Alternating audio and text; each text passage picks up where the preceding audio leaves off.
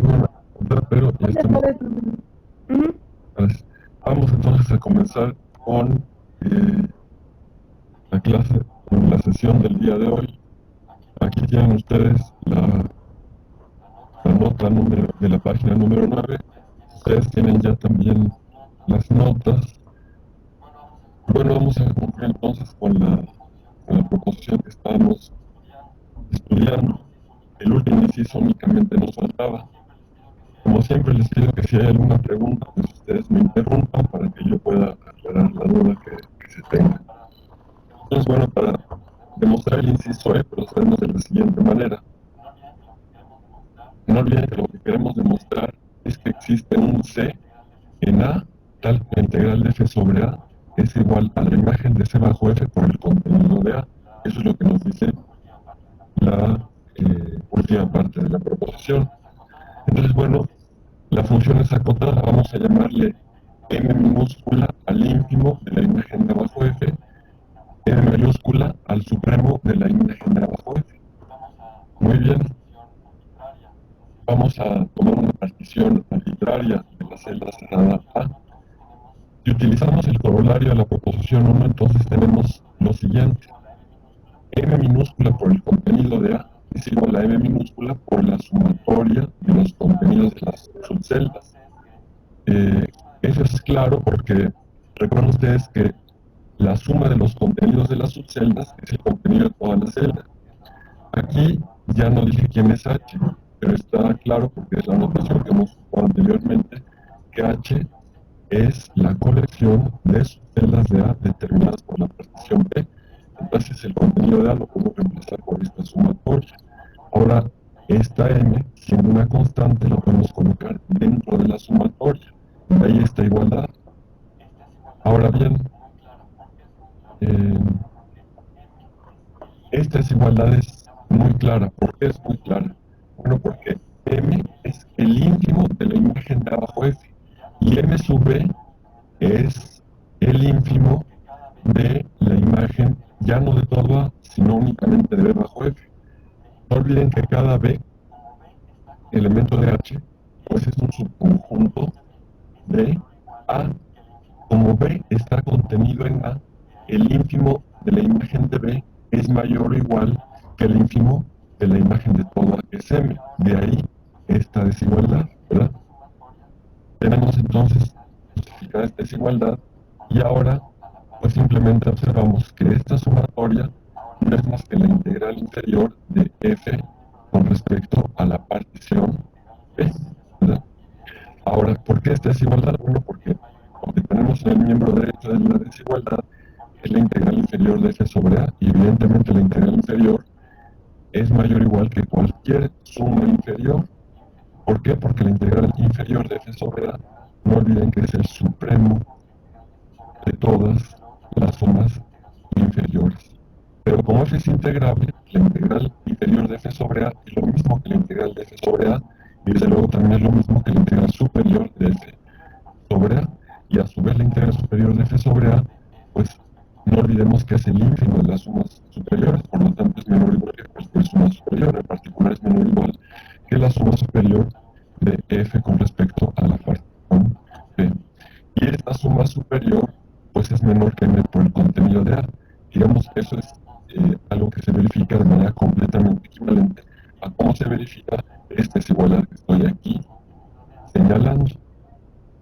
De tal manera entonces que si dividimos la integral de f entre el contenido de A, pues utilizando las desigualdades previamente comentadas, tendríamos que la integral de f entre el contenido de A es menor o igual que m y es mayor o igual que m minúscula. Es precisamente lo que tenemos aquí, las dos desigualdades. Y ahora nos resta, sin utilizar el teorema del valor intermedio, que ustedes conocen de su curso de cálculo 3, pero el teorema del valor intermedio para funciones no solamente definidas en R, sino definidas en Rn. Y el teorema del valor intermedio, entonces, me permite afirmar que siendo este un número entre el ínfimo y el supremo, pues tiene que existir un C tal que la imagen de C bajo F sea precisamente este número. Y es la identidad que tenemos aquí. Y bueno, claro que para operar el valor intermedio requerimos de es conexo. Y es claro que una celda cerrada de dimensión n pues es un conjunto conexo. De ahí esta identidad, y esta identidad pues es equivalente a lo que queremos probar. Es decir, la integral de F sobre A es igual al contenido de A por la imagen C bajo F. De esta manera se justificaría el inciso E de la proposición que estábamos demostrando en la ocasión anterior. No sé si alguno de ustedes tiene alguna duda, alguna pregunta, observación, cualquier elemento que ustedes deseen expresar. Adelante, por favor.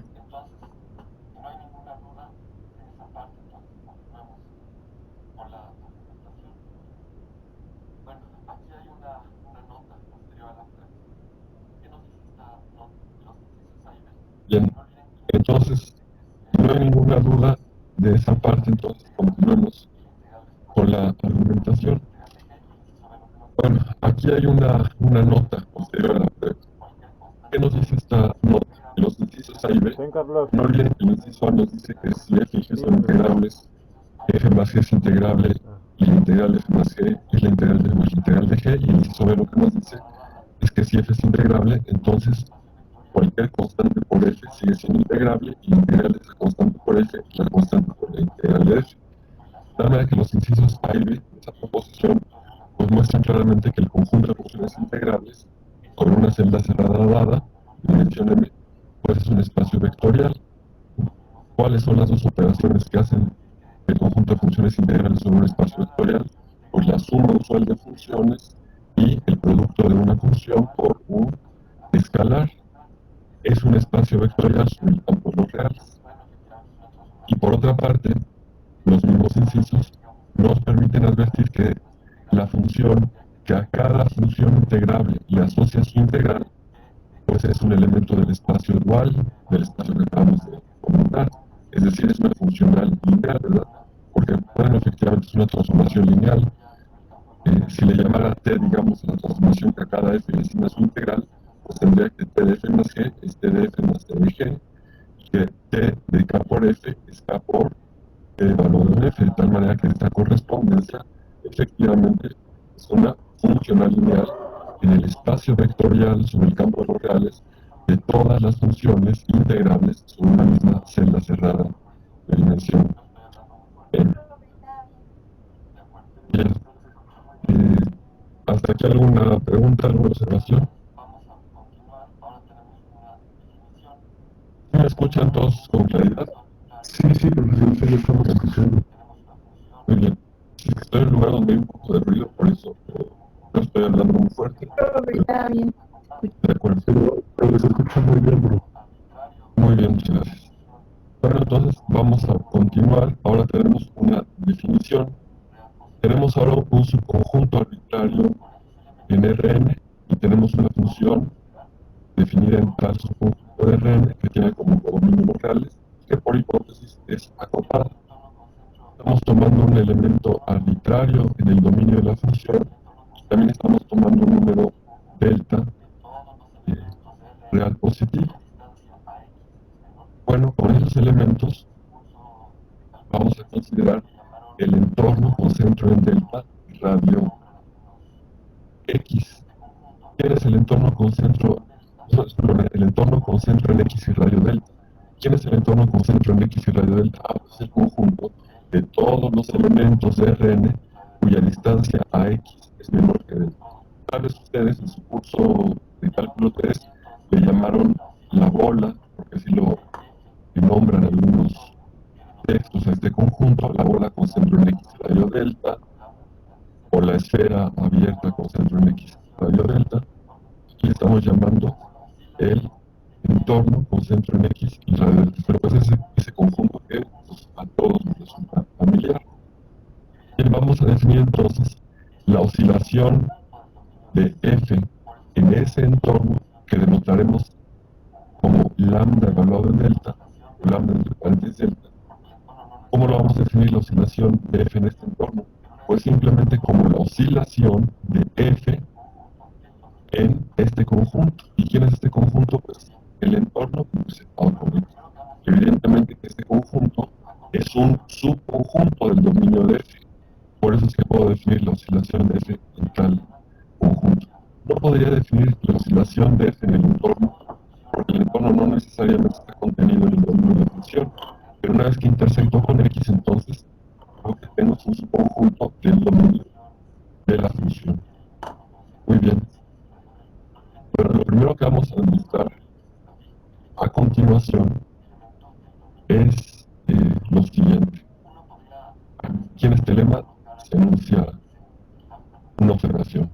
Si consideramos la función lambda definida en lugares positivos con codominio en R, que a cada delta le asocia la oscilación de F en el entorno con centro en X radio delta. No olviden que no lo dije en el lema, pero el X está fijo. El X es un elemento del dominio de F fijo. Uno podría tal vez pensar en colocar aquí un subíndice en lambda, ¿no? Subíndice X para especificar la dependencia que lambda tiene con respecto a X. Aquí en el lema estoy utilizando toda la notación anterior. Estoy considerando la función f de x en R acotada, x es un conjunto de Rn, x es un elemento fijo del dominio. Con los tres elementos estamos definiendo la función lambda que a cada delta positivo le asigna lambda grandes delta, que no es más que la oscilación de f en el entorno con centro en x y radio delta. ¿Qué afirma este lema? Pues que lambda es una función acotada y creciente. Bueno, vamos entonces a demostrar este lema. Primero observemos lo siguiente. Como f es acotada, pues claramente hay un número real, m, tal que el valor absoluto de f de x es menor o igual que m para todo x en x. Eso significa que f de x es menor o igual que m y mayor o igual que menos m para cualquier x que tomáramos en x barra. Ahora tomamos un delta positivo, es decir, un elemento de R+, que es el dominio de la función lambda. Entonces, la función lambda evaluada en delta, no olviden ustedes que es esta oscilación que está aquí arriba, la oscilación de F en X intersectado con el entorno cuyo centro es X radio delta. Pero ¿quién es la oscilación de F en este conjunto? Pues según hemos presentado previamente, la definición de oscilación, pues la oscilación de F en este conjunto no es más que el supremo de la imagen de ese conjunto bajo F menos el ínfimo de la imagen de ese mismo conjunto bajo F. Como aquí se dice, esto es por definición. Bien, ahora, es claro, dada esta condición que tenemos acá arriba, de que el valor absoluto de f de x es menor o igual que m, es claro que m es una cota superior de f de x. Y si es una cota superior, bueno, me equivoqué, no debe haber dicho de f de x, es una cota superior de la imagen de x intersectado con el entorno bajo f. Y si es una cota superior, pues tiene que ser mayor o igual el supremo, ¿verdad? Porque el supremo es la cota superior mínima de la imagen de este conjunto bajo f. De ahí que tengamos esta desigualdad, ese supremo es menor o igual que m. Por otra parte, no olviden nuevamente que m es mayor o igual que el valor absoluto de f de x. Eso significa para todo x en x, eso significa que menos m es una cota inferior de la imagen de este conjunto bajo f. Y si menos m es una cota inferior, pues tiene que ser menor o igual que la cota inferior máxima, es decir, que el ínfimo de ese. De esa manera, pues resultan claras tanto esta desigualdad como esta otra. Bien, regresemos entonces a esta expresión que tenemos para lambda evaluada en delta. Es el supremo menos el ínfimo, o en otras palabras, es el supremo más el inverso aditivo del ínfimo, ¿verdad? Realmente toda esta es una adición. Bueno, este elemento es menor o igual que m. Y esta desigualdad que estoy señalando aquí, que ustedes pueden señalar con el cursor, ¿qué tendría yo Si multiplico por -1 a ambos miembros de esta desigualdad, lo que tendría es que m es mayor o igual que menos el ínfimo. De tal manera que m es mayor o igual que el supremo y m también es mayor o igual que menos el ínfimo. De ahí que el supremo más menos el ínfimo pues sea menor o igual que m más m. Eso justifica que lambda evaluado en delta sea menor o igual que 2m. Por otra parte, recuerden ustedes que por el lema 1 de la proposición 2, como aquí se indica, también sabemos que la oscilación de f en un conjunto, es decir, lambda de delta, se puede ver como el supremo de este conjunto, pero todos los elementos de este conjunto son no negativos. Por lo tanto, es claro que cada elemento de este conjunto es mayor o igual que 0. Por lo tanto, el supremo, siendo cota superior, también tiene que ser mayor o igual que 0. Y eso lo que indica es que el lambda evaluado en delta es mayor o igual que 0. Con esto que hemos concluido que el lambda evaluado en delta es menor o igual que 2m y mayor o igual que 0. Con eso hemos probado que efectivamente, como se afirma en el lema, lambda es una función acotada. Bien, Profesor, adelante. ¿puedes repetir por qué eso era posible, era mayor o igual que 0? Esta desigualdad que estoy señalando aquí. Así es, sí. Bueno, ¿estás de acuerdo que todos los elementos de este conjunto son no negativos? Aquí tengo entre corchetes un conjunto. Estoy considerando su supremo. Sí, Pero todos los elementos del conjunto son no negativos. ¿Por qué? Porque son valores absolutos, ¿verdad? Eso significa que todo elemento es mayor o igual que 0. Y el supremo es una cota superior. ¿Qué quiere decir? Que el supremo es mayor o igual que cualquier elemento del conjunto, ¿verdad? puede ser mayor o igual que 0, como todos los elementos. Okay. Porque todos los elementos son mayores o igual que 0. El supremo no podría ser negativo, ¿verdad? Sí. Si fuera negativo, no sería ni siquiera una cota superior de este conjunto. Y el supremo, siendo cota superior de este conjunto, cuyos elementos son todos mayores o iguales que 0, pues cualquier cota superior de este conjunto también es mayor o igual que 0, en particular el supremo. Claro. Gracias, profesor. Bien, de nada. Entonces tenemos nosotros ya que lambda delta es menor o igual que 2m y mayor o igual que 0, y eso lo que nos permite afirmar es que efectivamente lambda es una función acotada. Claro, acotada en el sentido de que tiene una cota superior, aquí ya exhibimos una que es 2m, y tiene una cota inferior que es 0.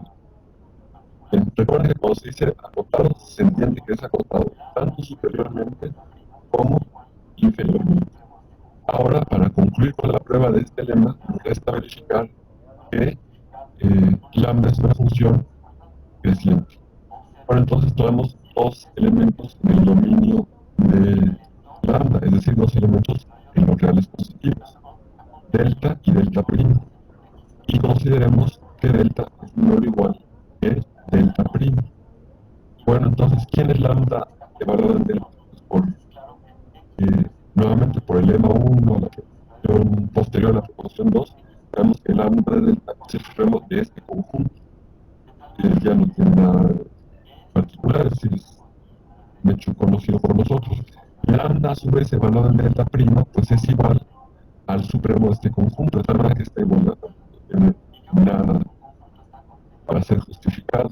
Lo único que nos queda es justificar esta desigualdad. Bueno, observen que si delta es menor que delta prima, el entorno con centro en X y radio delta, están de acuerdo que está contenido en el entorno con centro en X y radio delta prima, porque delta prima es mayor o igual que delta.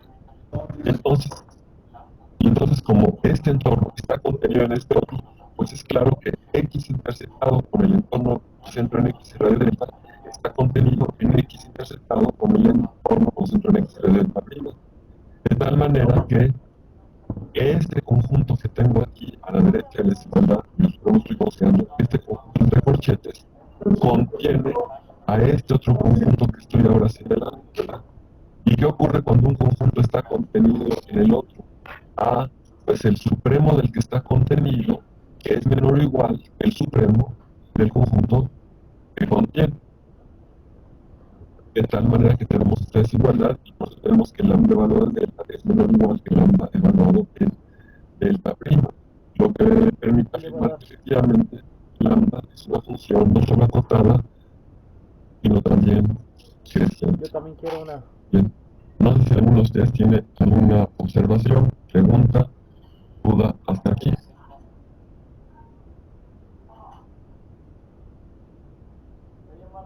No, profesor. Muy bien, bueno, entonces vamos a la siguiente página. Les pido que me permitan un momento para poder buscar esta página.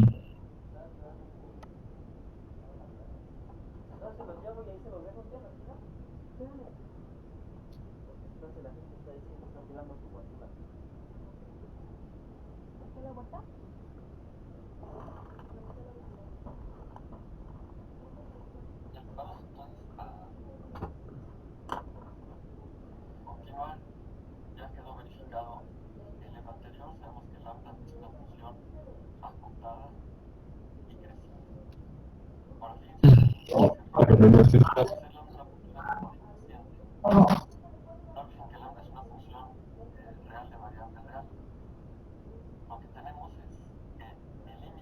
Esto sí es. Entonces,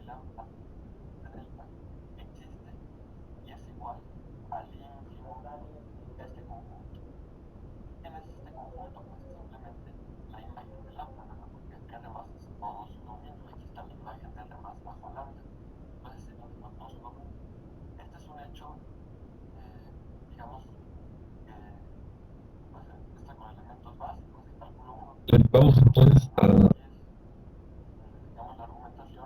continuar.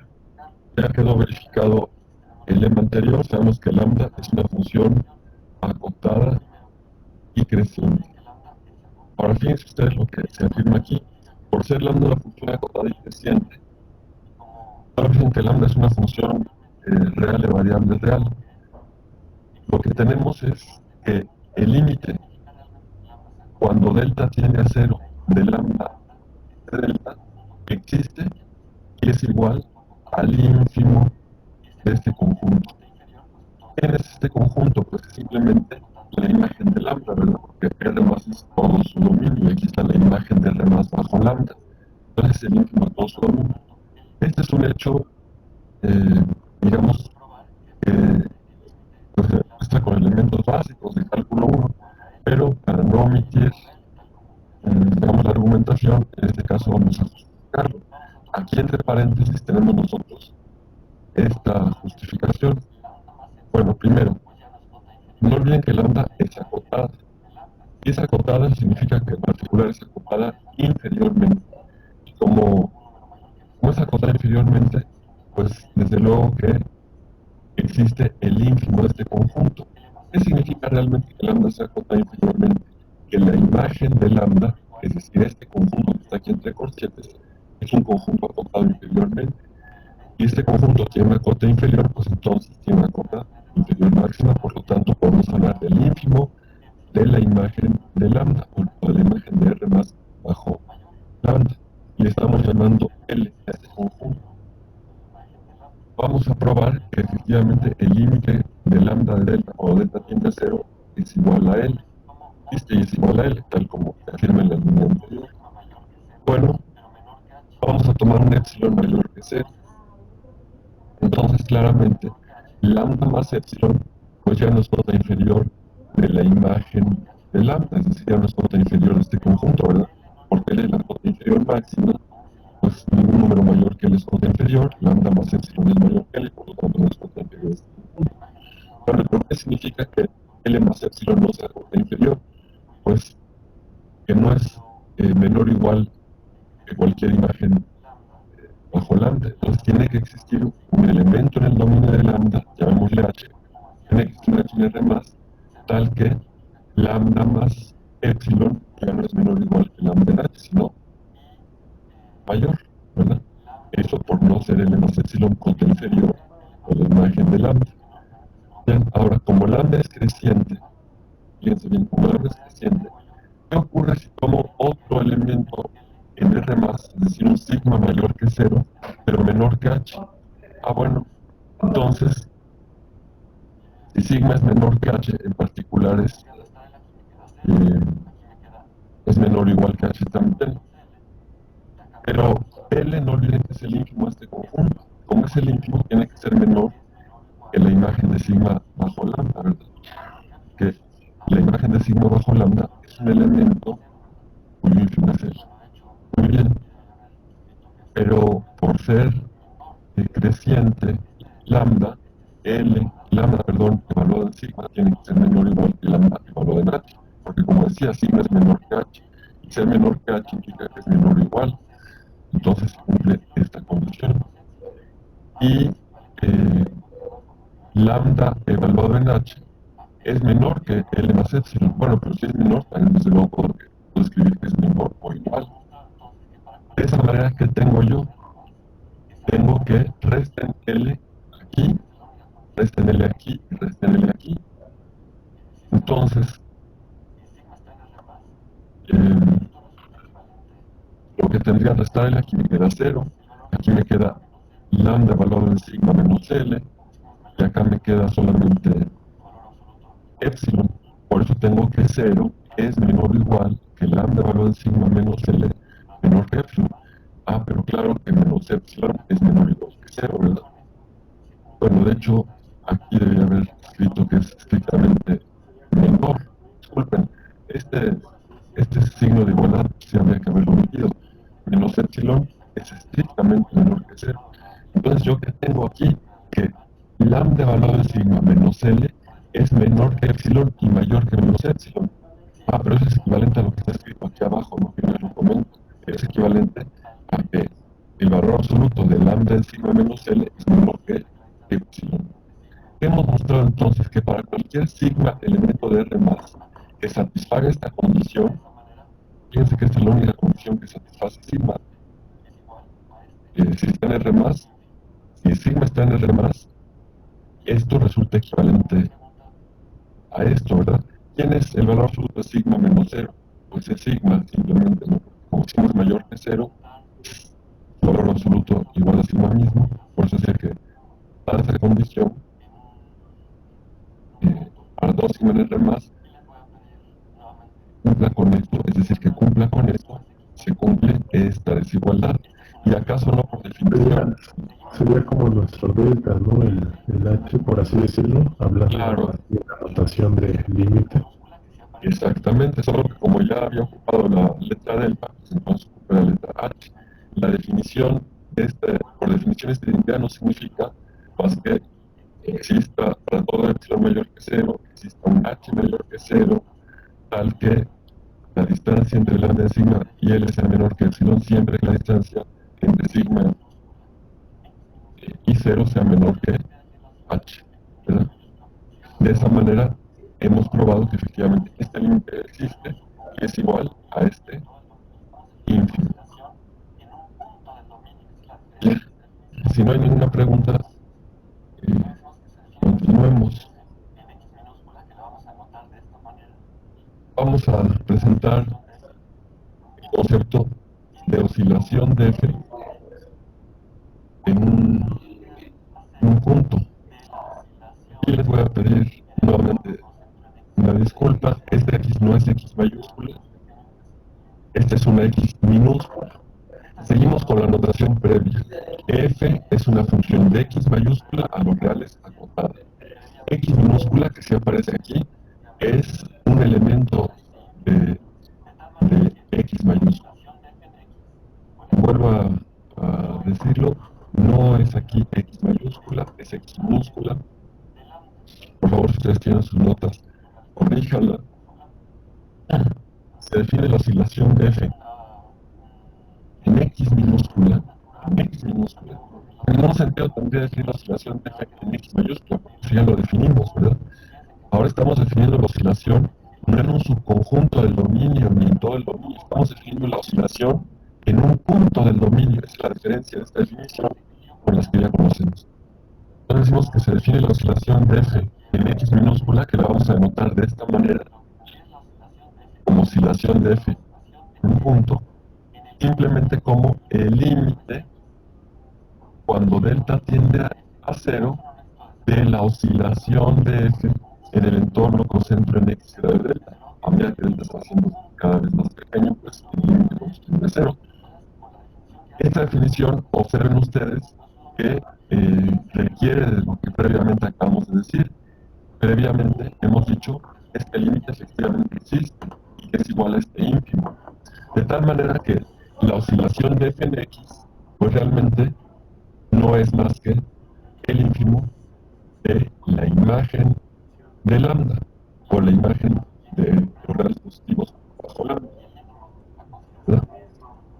Es una definición, me parece muy natural.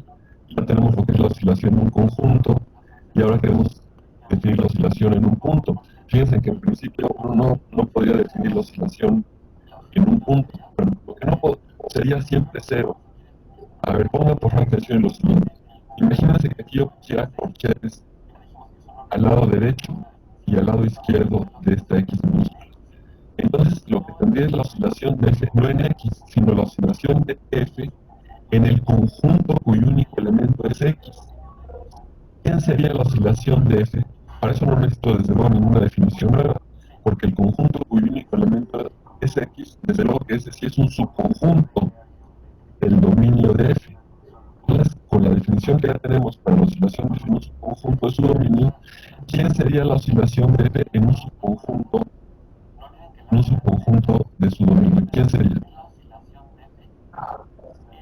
Solo sería lo mismo, ¿no? Que el supremo menos el ínfimo, porque pues el X mismo es subconjunto, como usted menciona. Claro, y en este caso, ¿quién es el supremo y el ínfimo a Es considerar? el mismo. Punto, ¿verdad? Nada más. Ah, Y entonces, ¿quién sería la oscilación? cero, ¿no? Claro, la oscilación sería cero, efectivamente. Si yo pongo corchetes aquí, no necesito introducir ninguna nueva definición, la oscilación sería cero. Pero no es lo que estamos aquí definiendo, no estamos definiendo la oscilación de f en el conjunto cuyo único elemento es x. Ya dijimos que eso no requería introducir ninguna definición. Lo que estamos definiendo es la oscilación de f en x. Y eso sí no está definido hasta este momento, porque desde luego que x no es un subconjunto del dominio de f. X es un elemento del dominio de f y son, desde luego, conceptos distintos. Sin embargo, sí podemos... Sí, ¿Y cómo, más o menos, cómo sería una idea geométrica de la oscilación en un solo punto, ya con esta nueva definición? pues la definición decía, me parece natural por lo siguiente. ¿Qué estamos haciendo? Estamos calculando. No olviden que lambda en delta, ¿quién es lambda en delta? Es la oscilación de f En el en, entorno. en el entorno, bueno, en el entorno ¿No? interseccional. Exactamente. Entonces, pero estamos tomando no realmente la oscilación de f en el entorno intersectado con el dominio, sino que estamos tomando el límite cuando el radio del entorno se va haciendo cada vez más pequeño, ¿verdad? Y pues de manera natural entonces lo que estamos considerando es hacia qué valor tiende la oscilación en el entorno a medida que el radio del entorno se va a cero. Y eso, en general, difiere de cero, ¿verdad? Por eso estamos aquí sí frente a una definición eh, distinta. No olviden ustedes algo que yo creo que debería tenerse presente siempre. El concepto más importante del análisis matemático. ¿Cuál es el concepto más importante del análisis matemático? ¿Qué pueden responder con los formatos matemáticos? Claro, es el concepto del límite, ese es el concepto fundamental, central de todo el análisis matemático. Bueno, claro, no, a lo mejor otro profesor les diría algo diferente. Es la interpretación que yo tengo. No hay concepto desde mi punto de vista, desde la manera en que entiendo el análisis, más relevante que el concepto del límite. Y aquí aparece precisamente en esta definición. Y eso nos introduce con un concepto en la oscilación de f en x que es cualitativamente diferente de la oscilación de f en un punto. Porque uno pensaría, cuando no se tiene la suficiente madurez para entender el alcance que tiene el concepto de límite, uno pensaría que al tomar el límite cuando delta tiende a cero, lo que voy a obtener es la oscilación de f en el conjunto, el único elemento es x. Por ello, pues voy a obtener cero, ¿verdad? Pero no, ese límite no tiene por qué ser cero. ¿Cómo? se podrá verificar en ejemplos, ejercicios, una proposición. Bien, entonces, ¿qué es lo que nos dice esta definición? Que la oscilación de f en x, así definida, pues no es más que el ínfimo de la imagen del ámbito. Y ahora tenemos una proposición importante. Si es la proposición 5, ¿verdad? No, fíjense que no recordaba, y creo que la última que vimos sí era la proposición 4. No tenía mis notas. No lo estoy, espero que no sea la 6. Efectivamente, esta que estamos por enunciar sea la proposición número 5. Bien, muchas gracias. Bueno, entonces, ¿qué nos dice esta proposición 5? Sean X un subconjunto de Rn y F, pues una función, como la hemos considerado en la sesión del día de hoy, una función de X en R acotada. Miren, como siempre, X un elemento del dominio. Bueno, hay 5 afirmaciones aquí. La primera nos dice que la oscilación de f en x es no negativa, siempre es mayor o igual a 0. La segunda afirmación es que la oscilación de f en x es 0 si y solo si f es continua en el punto x. La continuidad de f en x implica que la oscilación es 0 y recíprocamente. La tercera parte nos dice que si x es elemento del interior de un conjunto y es subconjunto de x, observen que no es y quien está contenido en x. La única hipótesis es que el interior de y esté contenido en x y x pertenezca al interior de y. Si eso ocurre, entonces la oscilación de f en el punto x es menor o igual que la oscilación de f en el conjunto. Esto es interesante porque nos dice en particular lo siguiente: la oscilación de f en x es menor o igual que la oscilación de f en cualquier abierto que tenga como elemento x. Claro, en cualquier abierto que esté contenido en x. Observen que yo pido que el interior esté contenido en x, porque si no, no tendría sentido considerar la oscilación de f en y. Solo puedo considerar la oscilación de f cuando del conjunto se trata, solo puedo considerar la oscilación de f en su conjunto de su dominio. Y bueno, por aquí me surge una pregunta porque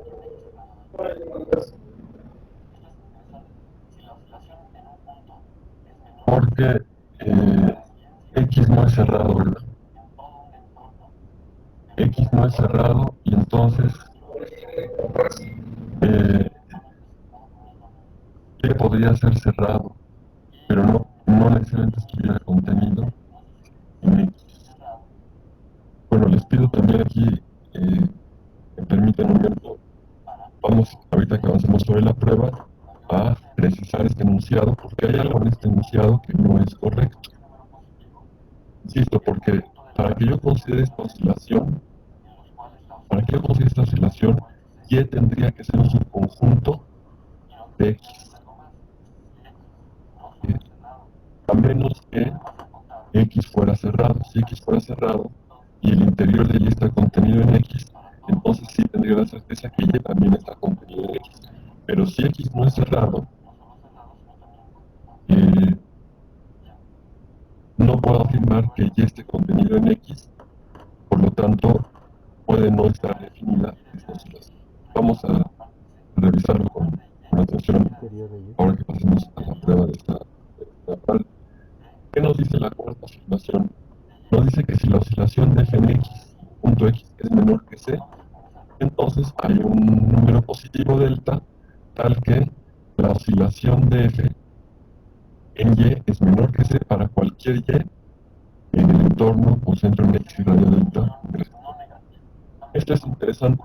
Si la oscilación en un punto es menor que c, entonces también sigue siendo menor que c en todo un entorno de radio positivo con centro en x. Claro, en el entorno intersectado con el dominio. Y finalmente, el último inciso, el E, nos dice que si X es cerrado, entonces Entonces, para todo C mayor que cero, el conjunto, o sea, para cualquier número positivo, el conjunto de elementos del dominio de F, en los cuales la oscilación es mayor o igual que C, es cerrado. Y nos dice finalmente algo más: si X no solo es cerrado, sino además acotado, es decir, si X es compacto, entonces pues resulta que para todo C mayor que cero, el mismo conjunto al que nos hemos referido será también no solo cerrado, sino también acotado. Bien, vamos a probar esta proposición. Me parece que aquí debiera decir, regresando a la parte C, en lugar de Y, debiera decir interior de Y. Omití poner aquí interior de Y. Vamos a comenzar entonces con la prueba. Bien.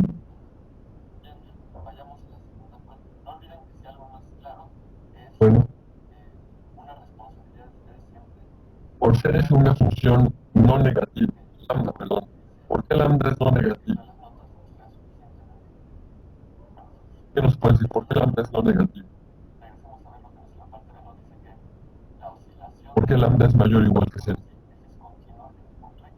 Para cualquier lambda delta es mayor o igual que cero para cualquier delta. Pues fue lo que vimos al principio de esta hoja, ¿no?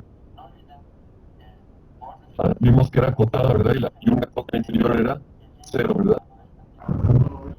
Muy bien. Y una cota superior, recuerden que era 2n. Entonces, lambda es una función no negativa, como probamos previamente. Y lambda de delta es mayor o igual que cero para todo delta. Bueno, entonces significa que cero es una cota inferior de la imagen de lambda. Y si es una cota inferior, pues, claro, cero tiene que ser menor o igual, cero que es cota inferior tiene que ser menor o igual que la cota inferior máxima, es decir, tiene que ser menor o igual que el ínfimo. Pero este ínfimo, ¿quién es? Pues acabamos de ver que este ínfimo es precisamente la oscilación de F en el punto X. Por eso, efectivamente, la oscilación de F en el punto X es mayor o igual que cero. Con ello se justifica la primera parte de la proposición. No hay realmente nada más que afirmar, es la parte mental. Bien, vayamos a la segunda parte. No olviden que si algo no es claro, es una responsabilidad de ustedes siempre preguntar que todo lo que se dice escrito en las notas sea suficientemente. Bueno, ¿qué nos dice la parte B? Regresamos a ver lo que nos dice la parte B. Nos dice que la oscilación de f en x es cero si solo si f es continua en el punto x. Tenemos que el inciso B entonces es una proposición bicondicional. Bueno, vamos a probar esa proposición bicondicional de la siguiente manera. No olviden que por definición la oscilación de f en x es el límite cuando delta tiende a cero del lambda valor en delta. Pero eso es igual al límite cuando delta tiende a cero. ¿Quién es lambda evaluado en delta? Pues es la oscilación de f en x, aquí debe ser x con barras arriba, disculpen, mayúscula, intersectado con el entorno con centro en x y radio delta. No hemos ocupado más que la definición de lambda evaluado en delta. Y esto es igual al límite cuando delta tiende a cero del supremo del conjunto cuyos elementos, perdón, del supremo conjunto, los elementos se escriben en esta forma: valor absoluto de f evaluado en 1 menos f evaluado en b, siendo u y b elementos en este conjunto, ¿no? X intersectado por el entorno con centro en x. Nuevamente aquí estamos sustituyendo la oscilación de f en x intersectado por el entorno por este supremo, ¿no? Tal y como nos los permite el lema 1 posterior a la proposición 2, que nos dice que la oscilación es en un conjunto dada por el supremo de un conjunto de esta forma. Bien, entonces, no olviden, tenemos que demostrar que esta oscilación es cero y solo si f es continuo en x. Pero demostrar que esto es cero, dadas estas identidades, perdón, disculpen, demostrar que es cero cuando f es continuo en x, dadas estas identidades, pues se reduce a demostrar que este límite es cero y solo si f es continua en x. Entonces por eso decimos que son equivalentes las siguientes 5 afirmaciones. ¿Qué significa que esto sea cero? Aquí les pido que tomen mucha atención ahora que comprendamos que efectivamente las 5 proposiciones marcadas aquí con i, 2 y hasta 5 son equivalentes. ¿Qué significa que esto sea cero? Pues que que este límite sea cero.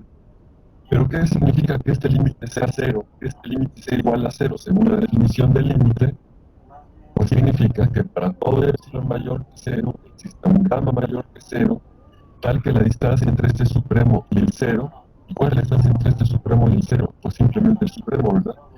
Esa es la distancia entre el supremo y el cero, sea menor que epsilon, siempre que la distancia entre delta y cero sea menor que el gamma mayor que cero. ¿Pero qué significa distancia entre delta y cero menor que gamma? Pues que el valor absoluto de delta menos cero sea menor que gamma. Pero el valor absoluto de delta menos cero no es más que delta, ¿verdad? Porque no olviden que delta es positivo. Bien, porque es el radio de un entorno. Entonces, claro que el que este límite sea cero, es decir, que la oscilación sea cero, es equivalente a lo que se afirma en esta parte. Es claro entonces que I y 2i no son equivalentes. Ahora vemos que son equivalentes 2i y 3i. Pues aquí es lo mismo, ¿no? Que para todo epsilon mayor que cero existe un gamma mayor que cero, tal que este supremo sea menor que epsilon. ¿Pero qué significa que este supremo sea menor que epsilon? Vamos a verlo primero en un sentido, que 2 implica 3i. ¿Qué pasaría si este supremo, el supremo de ese conjunto, fuera menor que epsilon, siempre que delta fuera menor que gamma? ¿Acaso cuando el supremo de un conjunto es menor que epsilon, no tiene que haber un elemento del conjunto que sea también menor que epsilon? A ver, les repito la afirmación. Si el supremo de un conjunto es menor que epsilon, tiene que haber un elemento del conjunto menor que epsilon. ¿Es claro eso?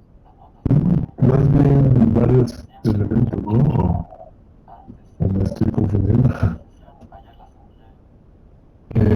Bueno, sí, dije uno, ¿verdad? Dije uno. Es correcto.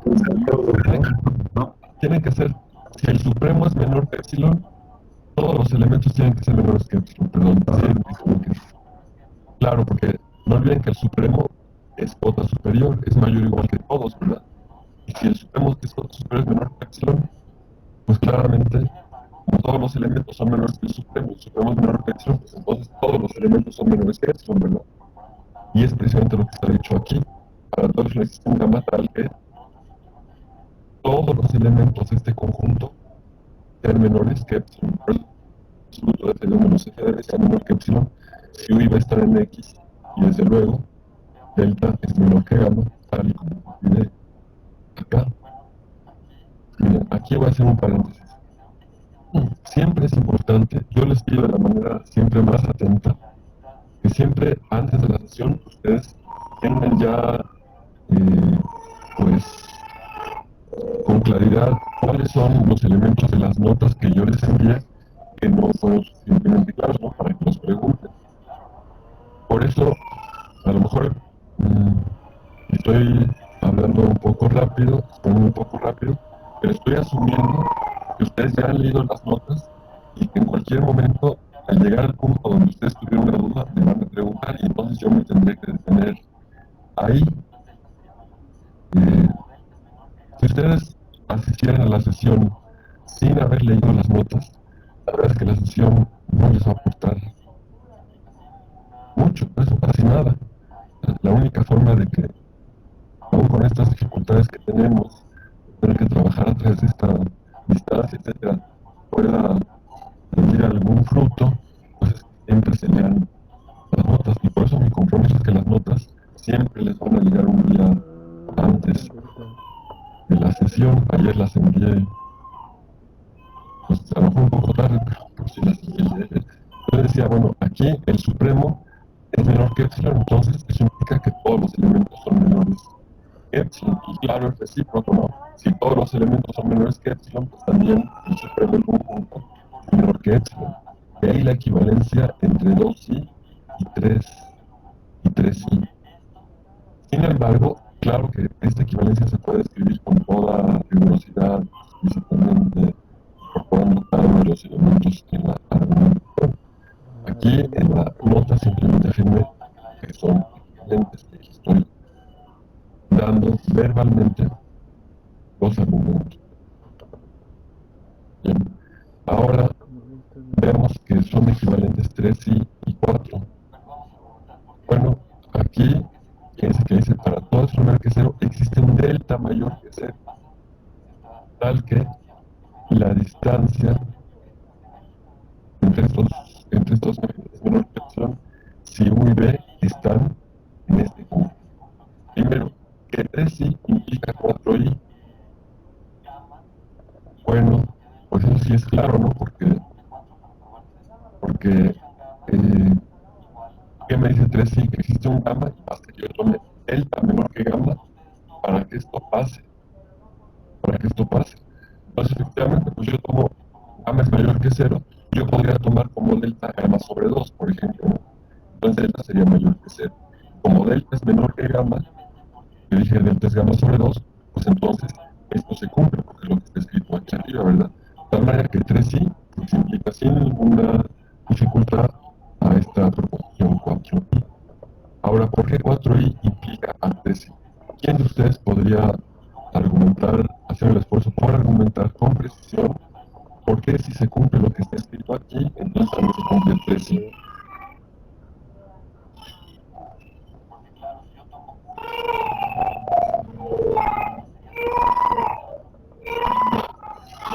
¿Podrías repetirlo? Por favor, la pregunta. ¿En la pregunta o la argumentación? No. Lo que acaba de preguntar para que justifiquemos que se escuche bien. Así que por qué esta afirmación que está en el cuarto lugar implica a la que está en tercer lugar. ¿Por qué esto implica a la línea de arriba?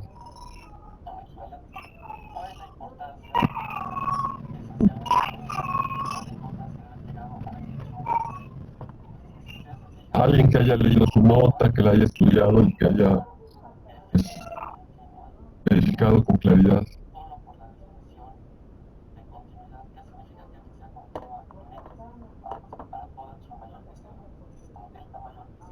Pero vamos a argumentar por qué. Fíjense, piensen que se cumple 4 y para todo esto menor que 0 existe el delta, tal que esto pasa, si esta distancia es menor que epsilon, siempre que V estén aquí. Si esto pasa, entonces elijan, para verificar que se cumple lo que está aquí arriba, elijan gamma igualito que delta. Estamos asumiendo que se cumple 4 para probar 3. Elijan gamma igual a delta. Entonces, cuando ustedes toman un número menor que el gamma, ya dije que toman gamma igual a delta. Cuando toman gamma, ¿por qué esto se sigue cumpliendo? Pues simplemente porque toman un número. Dije que gamma es delta. Tomen un número menor que gamma, es decir, menor que delta. ¿Acaso este nuevo conjunto no es un conjunto de este? Si este delta fuera más chico que este, pues sí. Y como este conjunto es un conjunto de este, pues lo que se cumple para el conjunto se cumple para el subconjunto.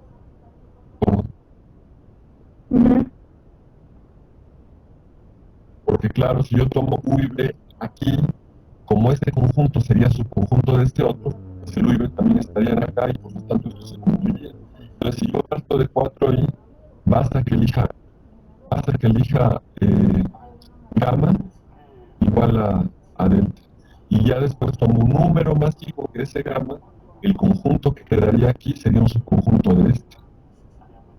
Y como esto se cumple para elementos en el conjunto, pues también se cumple para elementos en el subconjunto, evidentemente. De tal manera que 3i y 4i son equivalentes. ¿Cuál es la importancia? Esencialmente es lo mismo. ¿Cuál es la importancia de haber llegado a la expresión 4i?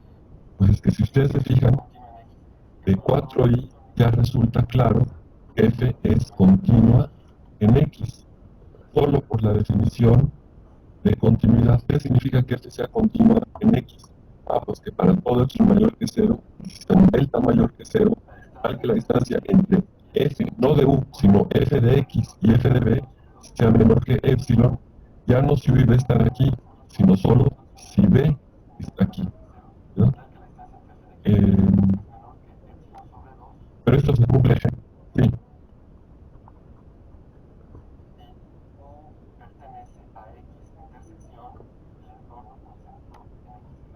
Disculpa, no te escuché, no sé la definición de qué.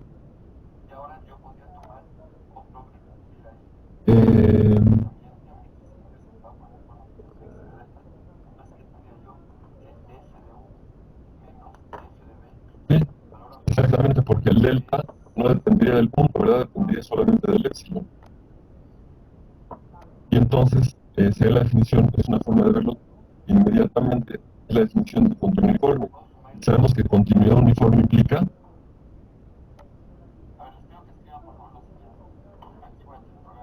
claro, continuidad.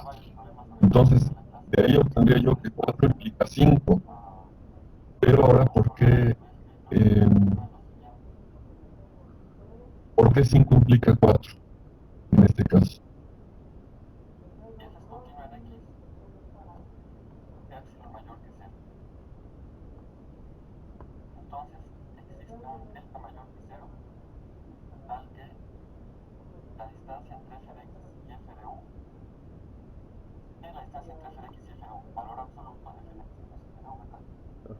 A ver, Es que, bueno, yo en particular no encuentro una forma clara porque cuando tienes una función continua no necesariamente es uniformemente continua. Entonces, un segundo.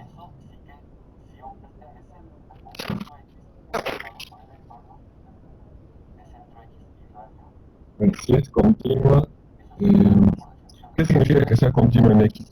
Que para todo epsilon existe delta mayor que 0, tal que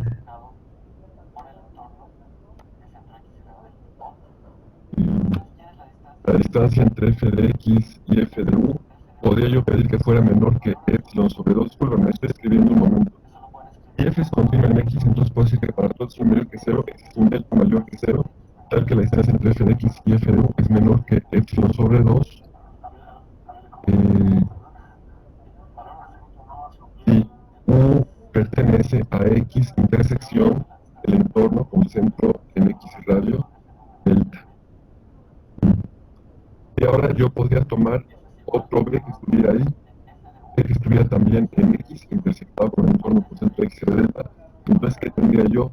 Que f de u menos f de b, valor absoluto, es igual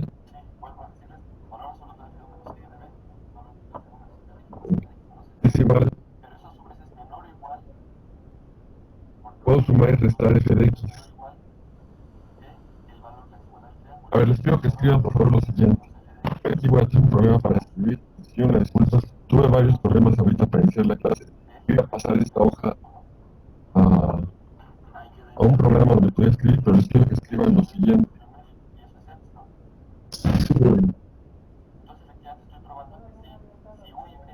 Si f es continua en x, epsilon mayor que 0.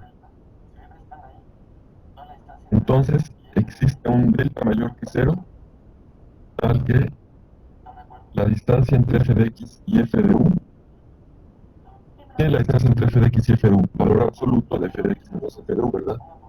Es menor que epsilon sobre 2. Para el epsilon original estoy considerando otro, que es epsilon sobre 2, que sigue siendo mayor que 0. Para este epsilon sobre 2, que es mayor que 0, como ya dije, existe un delta mayor que 0, tal que la distancia entre f de x y f de u, o en otras palabras, el valor absoluto de f de x menos f de u, es menor que epsilon sobre 2. Eso sí que, si u pertenece al conjunto x intersectado por el entorno de centro x y radio delta. Eso sí es claro, ¿no? Por definición de continuidad. Sí. Bien. Entonces, ahora tomen un B, V, que esté también en X intersectado por el entorno de centro X y radio delta. Y entonces, ¿quién es la distancia entre f de u y f de b? La distancia entre f de u y f de b, es decir, el valor absoluto de f de u menos f de b, eso lo pueden escribir como el valor absoluto de f de u menos f de x más f de x menos f de b. ¿Están de acuerdo? Porque solo sumé y resté f de x, ¿verdad? A ver, ¿cómo, perdón? Sí, valor absoluto. ¿Cómo sumé en X intersección al entorno? Sí, y ahora tome la distancia entre f de u y f de b, es decir, valor absoluto de f de u menos f de b. Sí, ya lo vi. Ok. Eso es igual al valor absoluto de f de u menos f de x más f de x menos f de b.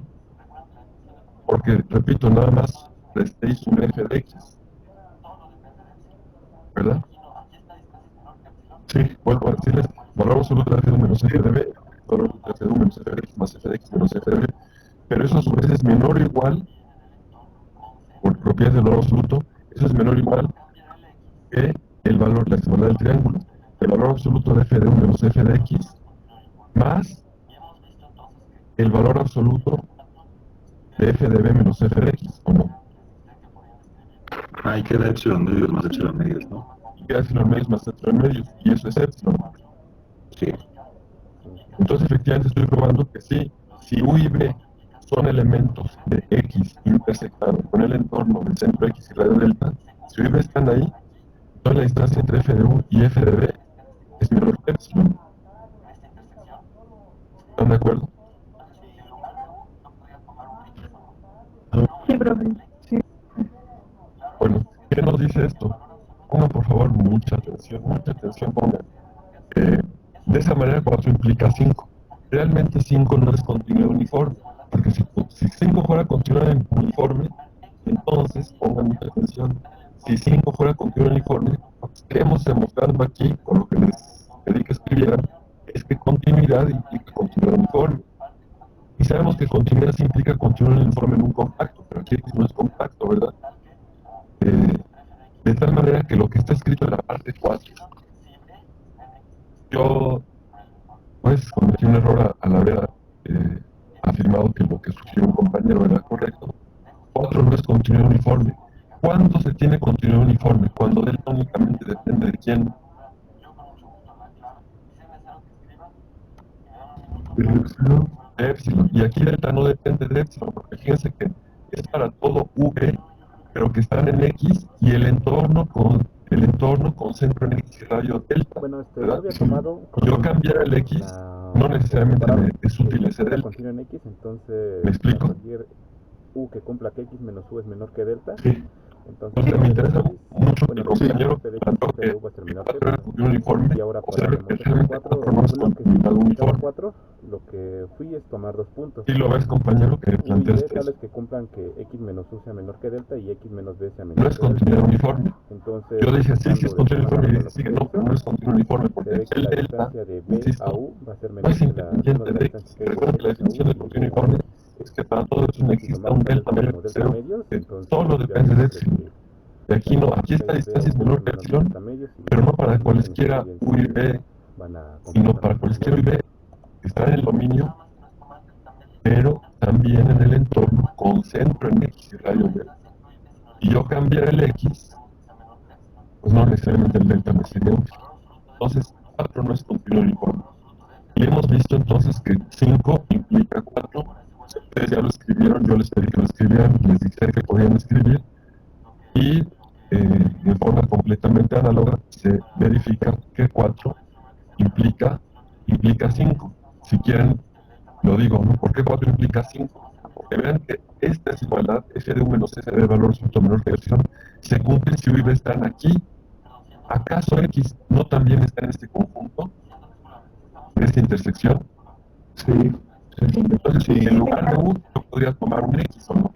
Pero no un x, sino el x, pues. Claro, entonces, ¿qué tendría? Que el valor absoluto de f de x menos f de b sería menor que epsilon.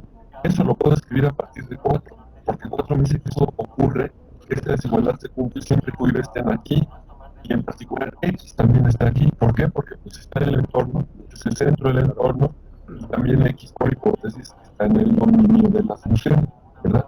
De tal manera que de esta parte 4 tengo en particular que para todo esto mayor que 0 existe un delta mayor que 0, tal que la distancia entre f de x y f de b es menor que epsilon si b está en x intersectado por el entorno. De tal manera que 4 implica claramente que f es continua. Y acabo hace un momento de justificar también que 5 implica 4. Pero si alguno de ustedes tiene alguna duda, yo con mucho gusto la aclaro. Y si es necesario que escriba, y me dan un minuto, paso esto a algún lugar donde pueda escribir y escribo. No, yo creo que quedó claro. No sé qué opinan mis compañeros. Sí, profe, quedó claro.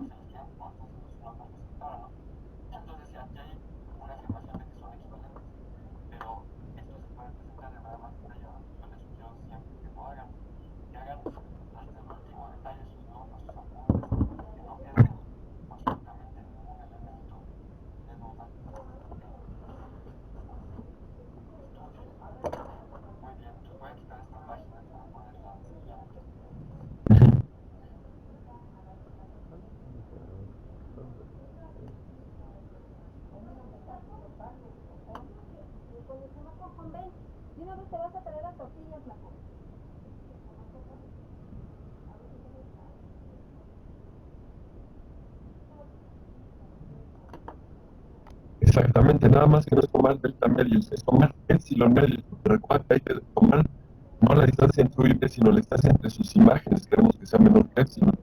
Y para eso entonces yo escribo valor absoluto de f de u menos f de b, lo escribo como valor absoluto de f de u menos f de x más f de x menos f de b.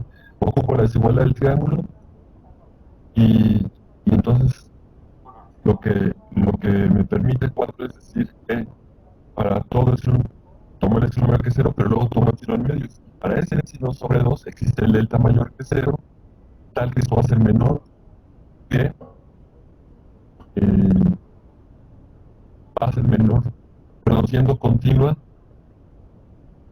discúlpame, es que estamos en 5 implica 4, discúlpame. Para todo epsilon existe delta tal que f de u menos f de x es menor que epsilon medios.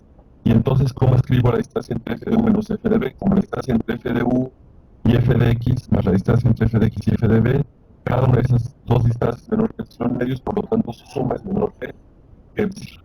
Sí, es la única observación, no es tomar delta sobre 2, sino epsilon sobre 2. ¿Está claro? Muy bien, compañeros. Bueno, si nadie tiene ninguna duda más, entonces, ¿qué hemos justificado? ¿Qué hemos argumentado? Pues que efectivamente la oscilación de f en el punto x es 0, si solo si f es continua en x. Bien, pasemos a la parte 3. Yo les pido que siempre hagan también un esfuerzo por, previamente a la clase, escribir ustedes mismos sus notas. Digamos que la nota que yo les envío es la base, ¿no?, de la clase que vamos a tener. Es como cuando ustedes leen un libro. Seguramente que cuando hacen sus apuntes, pues algunos argumentos que para el autor del libro deben ser aclarados por el estudiante, pues el estudiante cuando está haciendo sus notas los aclara, ¿no? Entonces, sí, aquí hay una afirmación de que son equivalentes, pero esto se puede presentar de manera más detallada. Yo les sugiero siempre que hagan hasta el último detalle sus notas, sus apuntes, que no quede absolutamente ningún elemento de duda en su estudio. Muy bien, entonces voy a quitar esta página para poner la siguiente.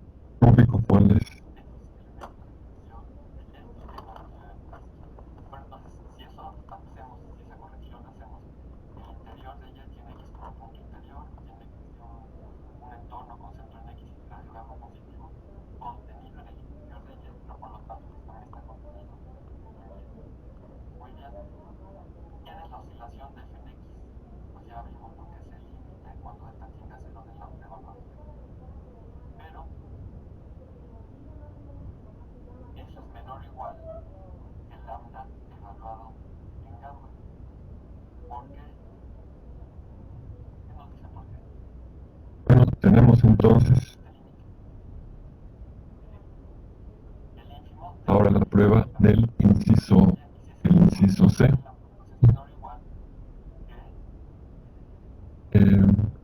Tenemos por hipótesis que X es un elemento en el interior de un conjunto Y.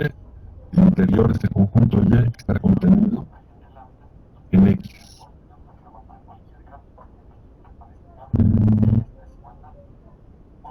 Que decía que tendríamos que ver ahí una modificación, ¿no? Sí.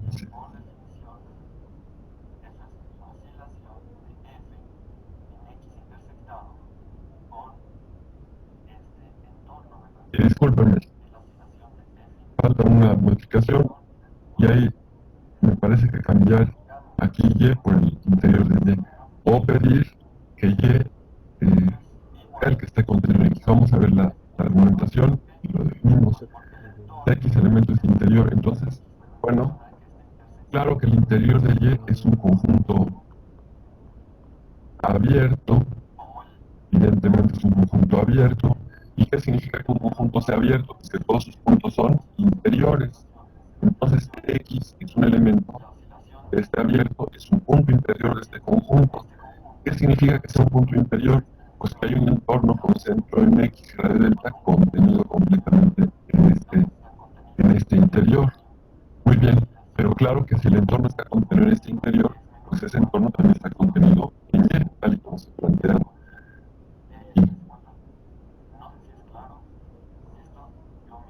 Muy bien, miren, la corrección que les pido que hagan, si son tan amables, es que pidan si X está en el interior de Y, pero es Y quien está contenido en X, y el contenido en X. Claro que eso significa obviamente que el interior de Y también está contenido en X. Ahí me falta una hipótesis. Y contenido en X. Y yo pongo Y contenido en X, esta contención que está aquí pues sale sobrando, porque si Y está contenido en X, es obvio que el interior de Y también está contenido en X. Entonces X elemento del interior de Y Y contenido en X. Pero entonces, si eso hacemos, si esa corrección hacemos, el interior de Y tiene X como punto interior, tiene que existir un entorno con centro en X y radiograma positivo contenido en el interior de Y, pero por lo tanto pues también está contenido en Y. Muy bien. ¿Qué es la oscilación de f en X? Pues ya vimos, ¿no? Que es el límite cuando delta tiende a 0 del lambda evaluado en delta. Pero eso es menor o igual que lambda evaluado en gamma. ¿Por qué? ¿Qué nos dice por qué? ¿Recuerdan quién es este límite? El ínfimo de la imagen de lambda, ¿verdad? Muy bien, y si es el ínfimo de la imagen de lambda, pues es menor o igual que la imagen de cualquier elemento bajo lambda. Claro, esta es una cota, es el ínfimo, pues es en particular cota inferior de la imagen de lambda, entonces tiene que ser menor o igual que lambda de gamma para cualquier gamma, en particular para este gamma, y ahí está esa igualdad. Por otra parte, lambda evaluado en gamma, pues ya sabemos también por definición, eso es la oscilación de f en X intersectado con este entorno, ¿verdad? Es la oscilación de f intersectado con este entorno, con el entorno de centro X y radio gamma. Eso por definición del lambda evaluado en gamma. Bien, pero esto es igual, evidentemente, a la oscilación de f en el entorno. ¿Por qué?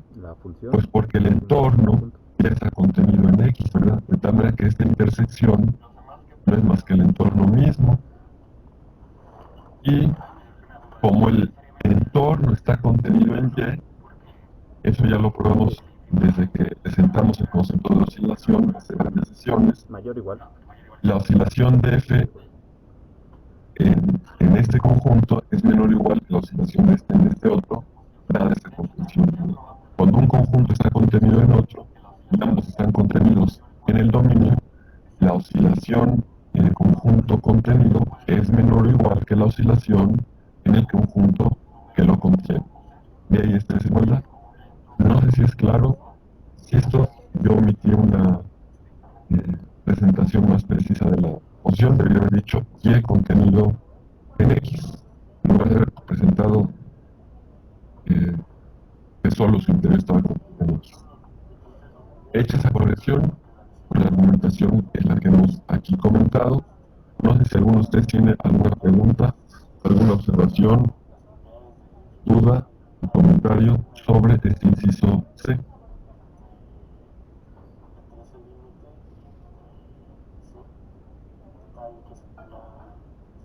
Bien, si no hay ningún comentario, entonces pasemos al inciso D. ¿Qué nos dice el inciso D? Ya sabemos que si la oscilación de Fenix es menor que C, debe haber algún entorno donde la oscilación siga siendo menor que C. Tomemos esto como hipótesis. La oscilación de Fnx es menor que C. Es decir, no olviden que I punto E de aquí falta un punto. Es decir, que la oscilación posee este límite. Y este límite es menor que C. Entonces tiene que existir un delta mayor que cero, delta gorro, le estoy llamando aquí mayor que cero, tal que lambda delta gorro es menor que cero. A ver, les pregunto a ustedes, ¿por qué el hecho de que este límite sea menor que C implica que existe efectivamente este delta gorro, tal que la imagen del delta gorro bajo lambda es menor que C? ¿Por qué? ¿Quién nos puede decir?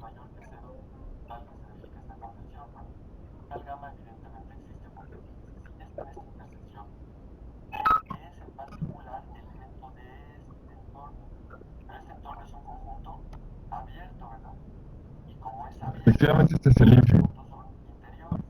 El ínfimo es menor que C. ¿Por qué siendo el ínfimo de la imagen de lambda menor que C? No alcanza a tal vez escucharte bien. ¿Por qué siendo el ínfimo de la imagen de lambda menor que C? Tiene que haber un elemento en la imagen de lambda menor que C.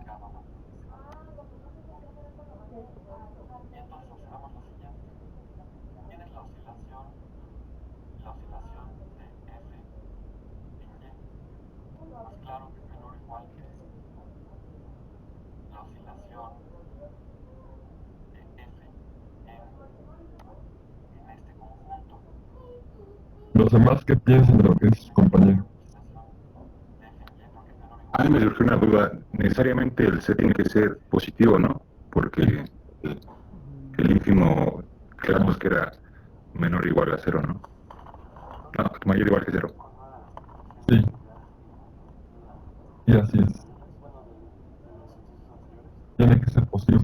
De hecho, también porque ya probamos, recuerden que ya probamos el inciso A, que la oscilación de Fnx es mayor o igual que cero, ¿verdad? Entonces, no puede ser que la oscilación fuera menor que un número negativo o cero. De ahí que, como bien tú observas desde el inciso A, ya sabemos que este C tiene que ser estrictamente positivo.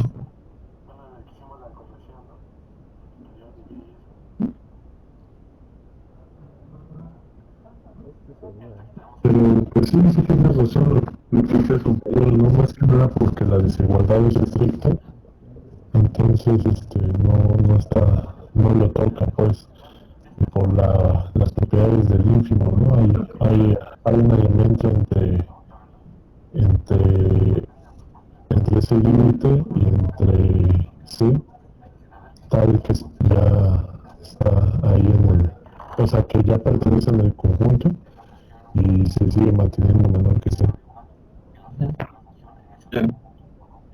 Si no hay preguntas, entonces continúo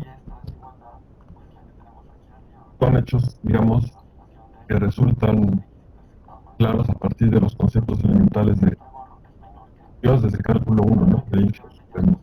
Muy bien. Bueno, entonces tenemos que existe este delta gorro, cuya imagen bajo lambda es menor que C, pero no olviden quién es lambda evaluada en delta gorro, pues es esta expresión, ¿verdad?, de la oscilación de F en este entorno intersectado con el dominio de la función. Muy bien. Vamos a tomar entonces un elemento en este conjunto, en X intersectado con el entorno de radio delta gorro, centro en X. Y tomemos un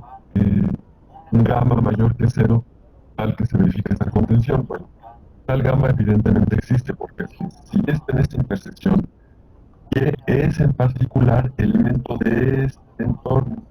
Pero este entorno es un conjunto abierto, ¿verdad? Y como es abierto, todos sus puntos son interiores, de tal manera que Y es un punto interior de este conjunto, de este entorno. ¿Y qué significa que sea un punto interior de este entorno? Pues que hay un entorno con centro en B y radio gamma positivo contenido en este entorno. Por eso decimos efectivamente está justificado en tomar un gamma mayor que cero tal vez. Y entonces observamos lo siguiente. Tienes la oscilación de F en Y. Pues claro que es menor o igual que la oscilación de F en ese conjunto. ¿Por qué es menor o igual la oscilación de F en Y? ¿Por qué es menor o igual que la oscilación de F en este conjunto? ¿Alguien nos puede decir?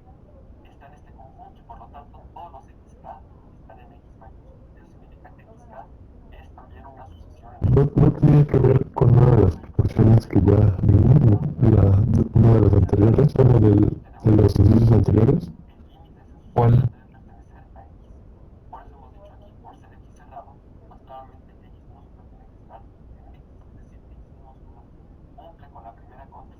Que la oscilación en un punto es menor o igual a la oscilación en un conjunto el cual lo contiene, ¿no? Ajá, era en donde estaba incluso bueno, en el que hicimos la corrección, ¿no? En el interior de Y y eso. Esta que tenemos aquí. Ajá. Muy bien. Bueno, es una forma efectivamente de justificar. Esta desigualdad, ¿por qué se justifica la siguiente? Pues solo porque esta intersección está contenida en esta otra, ¿verdad? ¿Por qué está contenida? Pues porque el entorno con centro en Y radio gamma está contenido en el entorno con centro en X y radio delta. Es la contención que tenemos acá. Y recuerden que la oscilación de la función en un conjunto contenido en otro es menor o igual que la oscilación de la función en ese otro conjunto que contiene. Por eso esta desigualdad. Y esta desigualdad, pues es la que tenemos aquí arriba, ¿verdad? Que la oscilación de F en X intersectada con el entorno con centro en X interior delta gorro es menor que ¿sí? De tal manera que efectivamente ya vemos que para cualquier Y, porque este Y fue arbitrario, para cualquier Y en este conjunto, la oscilación de F en Y también es menor. Y con eso queda probado el inciso. Sí. Muy bien, vamos entonces a probar el último inciso. El inciso E. Bueno, tenemos lo siguiente. Vamos a pensar primero que X es solamente cerrado. Ya finalmente vamos a considerar que es no solo cerrado, sino también acotado, es decir, compacto. Bueno, tomamos X contenido en Rn cerrado y vamos a tomar una sucesión de elementos X sub K en este conjunto. En el conjunto de todos los elementos de X, cuya, o mejor dicho, de todos los elementos en X para los cuales la oscilación de F en estos elementos sea mayor o igual que C. Queremos probar que este conjunto, este que está aquí entre corchetes, es cerrado. Bueno, ¿cómo probamos que un conjunto es cerrado? Pues basta tomar, eso lo recuerdo ustedes también en el curso de cálculo 3, donde estudiaron la topología de Rennes. Para probar que un conjunto es cerrado, basta verificar que si una sucesión en ese conjunto converge a un elemento, entonces ese límite al que converge la sucesión también pertenece al conjunto. ¿Qué es lo que estamos haciendo? Tomamos una sucesión aquí, asumimos que converge un elemento X de Rennes. ¿Qué debemos de probar para poder concluir que este conjunto es cerrado? Pues solo tenemos que probar que X está en este conjunto. ¿Y qué significa que X está en este conjunto? Que cumple dos cosas. Primero, que es elemento de X mayúsculo. Y después, que la oscilación de F en X también es mayor o igual. Primero, observemos lo siguiente. Esta sucesión que estamos aquí considerando está en este conjunto y por lo tanto todos los XK están en X mayúsculo. Eso significa que XK es también una sucesión en X mayúscula. Pero X mayúscula, por hipótesis, es cerrado. Y como es cerrado y tenemos una sucesión en él, el límite de esa sucesión debe pertenecer a X. Por eso hemos dicho aquí, por ser X cerrado, pues claramente X minúscula tiene que estar en X. Es decir, X minúscula cumple con la primera condición que se requiere para pertenecer a este conjunto. No sé si me explico hasta aquí. X está en X mayúscula porque X mayúscula es cerrado. Y esta es una sucesión en X mayúscula. Su límite, siendo X mayúscula cerrado, debe estar en X. ¿Verdad? Bien. Si hay alguna duda, pues ustedes deben preguntar. Ahora vamos a verificar, se verificará que X pues cumple con la otra condición. Para que X esté aquí, como ya sabemos que X está en X mayúscula, solo nos falta verificar que la oscilación de f en X es mayor o igual que C. Estamos procediendo por reducción al absurdo. Suponga que X no está en el conjunto. Entonces, como esa condición sí la cumple, el no estar en el conjunto significa que es esta la condición que no cumple. Pues decimos entonces, la oscilación de f en X no puede ser ni mayor ni igual a C, tiene que ser entonces menor que C. Debemos de llegar a una contradicción. Pues regresemos entonces al inciso D que acabamos de probar. ¿Qué nos dice el inciso D? Como la oscilación de f en X es menor que D, tiene que haber un delta mayor que 0, ¿verdad? Para el cual la oscilación de f en Y sea también menor, tiene que haber un delta mayor que 0, tal que la oscilación de f en Y sea menor que C, menor que C, perdón, para todo Y que se encuentre en X intersectado con el entorno de radio del epicentro X. Están de acuerdo que esto es precisamente lo que nos dice o lo que nos garantiza el inciso D que ya comentamos. Bien, como esta asociación converge a X, ¿qué significa que converja? Por la definición que todos conocen de convergencia. Tiene que existir un número natural tal que la distancia entre xk y x sea menor que delta para todo k mayor o igual que n. Es decir, que xk esté, sabemos que esta es la asociación, pero además el xk, que su distancia x sea menor que delta, significa que xk está en este entorno. Por lo tanto, el xk converge a x significa que existe un n tal que xk se encuentra en este conjunto para todo k mayor o igual. No es más que la definición de convergencia. Por lo tanto, pues por lo dicho anteriormente, fíjense, la oscilación de f en y es menor que c, siempre que y esté aquí, pero como los xk están aquí, pues entonces la oscilación de f en xk también es menor que c, para todo k mayor o igual que n. Pero eso evidentemente ya nos da la contradicción, porque esto contradice que esta asociación está aquí. ¿Qué significa que esta asociación esté en este conjunto? Pues que cada xk cumple con la condición que la oscilación de f en xk es mayor o igual que c. Y aquí ya tenemos que la oscilación de f en xk es menor que c, al menos para los k mayores o iguales. Entonces ya tenemos una contradicción, se concluye entonces que este conjunto es cerrado. Ahora, ¿qué ocurriría si x es compacto? Es decir, no solo es cerrado, sino también acotado. Si x es además acotado, pues evidentemente que este conjunto también es acotado, por ser un subconjunto de x. Todo subconjunto de un conjunto acotado es acotado. Cada vez que si x además es acotado, este también va a ser acotado. Y eso me permite afirmar que si x es compacto, y cerrado y acotado, este será cerrado y acotado. Y de esa manera se concluye la prueba. ¿Alguna pregunta, observación, comentario, duda de su parte? Profesor, la contradicción no me quedó muy clara. ¿Podría repetirla, por favor? Claro. ¿Estás de acuerdo que como x converge a x, por definición de convergencia, ¿qué significa que una asociación converge a un punto? Pues que a partir de un término de asociación, él y todos los demás están a una distancia de x menor que un delta dado, ¿verdad? Entonces, como xk converge a x, tiene que existir un natural tal que xk esté aquí, bueno, pero también está en x, porque xk no olviden que todo xk está en x, porque la asociación de xk está aquí, ante todos los xk son elementos de x. Pero el que xk converge a x significa que xk está en este entorno. ¿Qué significa que está en este entorno? Que su distancia x es menor que delta. Eso para todo k mayor o igual que n. Eso es solo por definición de convergencia, ¿verdad? Pero ahora, fíjense bien, ¿qué significa que xk esté aquí? Llegamos a la línea que está aquí. La oscilación de f en y es menor que c, siempre que y esté en este conjunto. Bueno, los XK están en este conjunto para K mayor igual que M, es lo que está escrito aquí. XK está en este conjunto para K mayor igual que M. Y por lo tanto, pues debe pasar esto, ¿no? La oscilación de F en XK es menor que C para todo K mayor igual que M.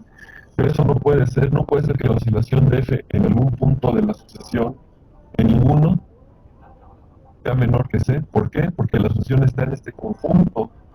¿Y qué significa? No olviden que la asociación la tomamos en este conjunto que está aquí arriba, es decir, en este mismo. ¿Pero qué significa eso? Pues que cada XK es elemento de este conjunto. En particular, que la oscilación de F en cada XK es mayor o igual que C, no menor que C. Ahí está precisamente la contradicción. ¿De dónde emerge la contradicción? De haber supuesto que X no es elemento de este conjunto. Podemos entonces afirmar que X sí es elemento de este conjunto. Podemos, por lo tanto, decir que si tomamos una asociación en este conjunto que converge, su límite está en este conjunto. Y eso es lo que nos garantiza que este conjunto es cerrado. No sé si es suficientemente claro. Sí, profesor. Muchas gracias. ¿Alguien más tiene alguna pregunta hasta aquí?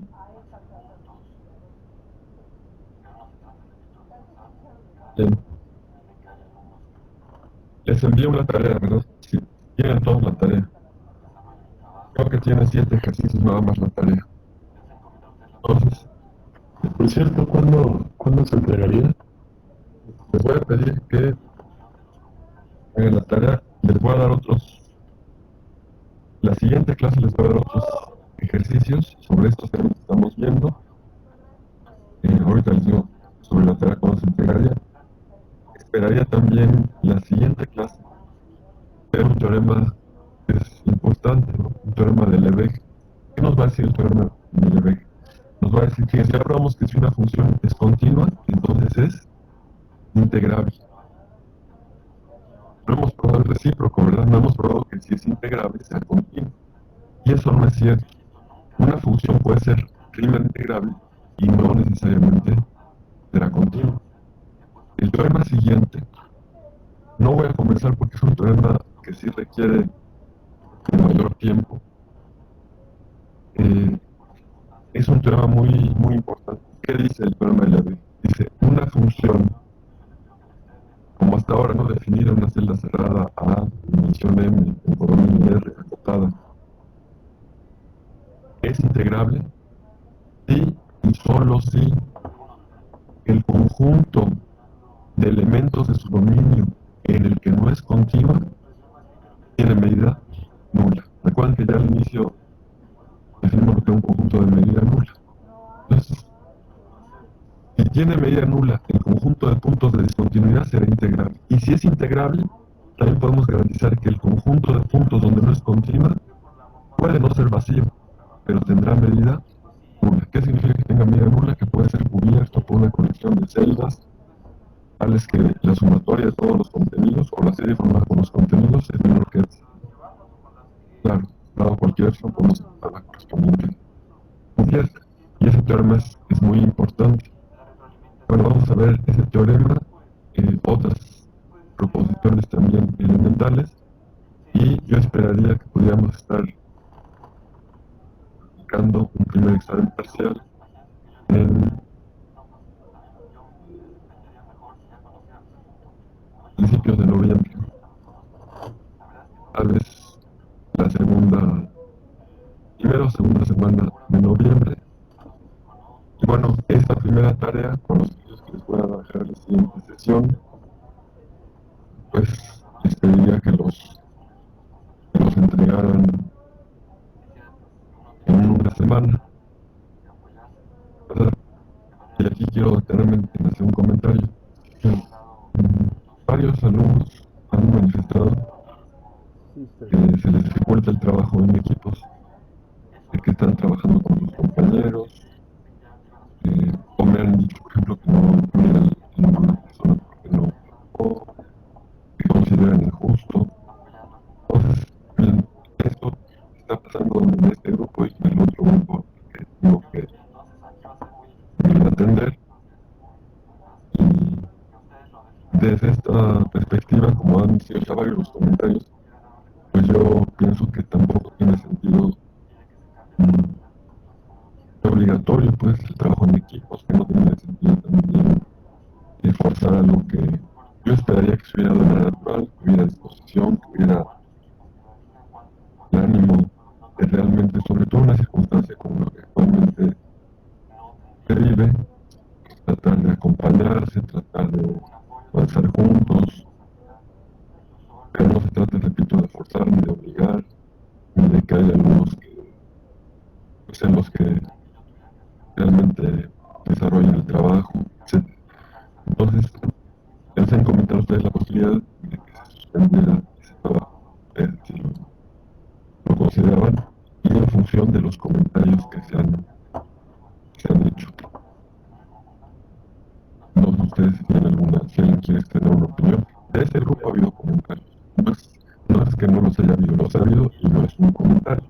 Son varios comentarios